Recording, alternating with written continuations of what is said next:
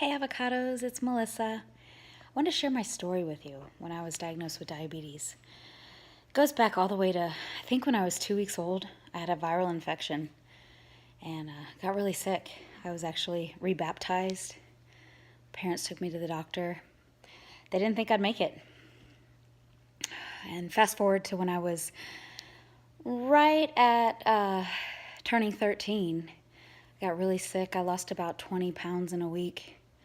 I was anemic, very pale, super weak. Growing up, I didn't do a lot of sports. I was always tired, didn't know what was going on. And around November, I think it was November 6, 1995, I was just extremely weak, going to the bathroom like every other second. Dropped 20 pounds. My parents decided to take me to the doctor. Did some tests and found out I had a yeast infection. They're like, she's 13.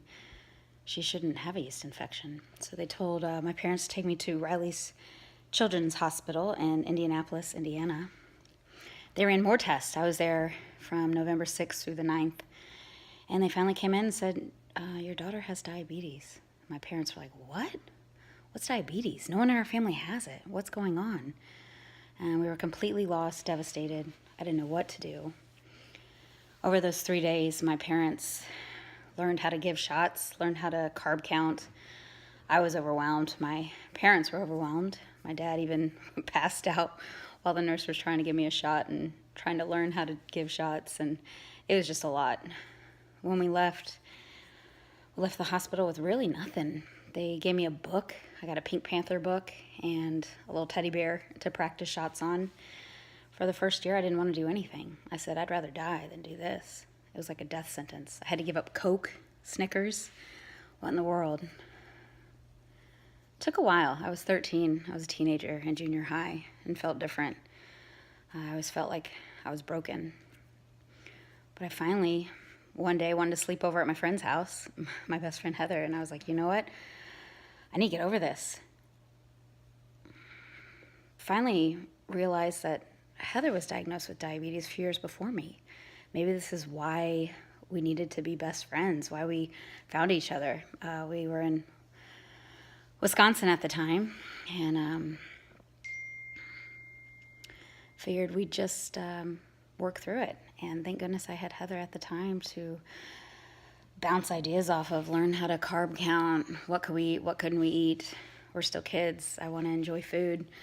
I want to eat candy. I want to have fun. So it took a while, but that was my story. And looking back on it, it was a crazy ride. I'll be 24 years this year with type 1 diabetes. And over the last 3 years, finally found low carb, high fat, keto. And it's been working. It has been life-changing for me.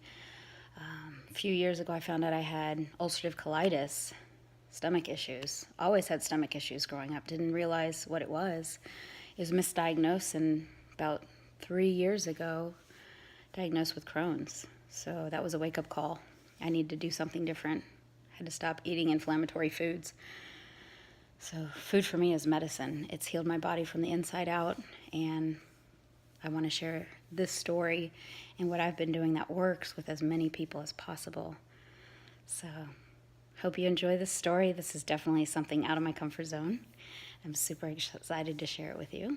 If you have any questions or ask me anything, feel free to email me and talk with you soon. I'm excited to do some more videos. All right, talk to you later. Bye.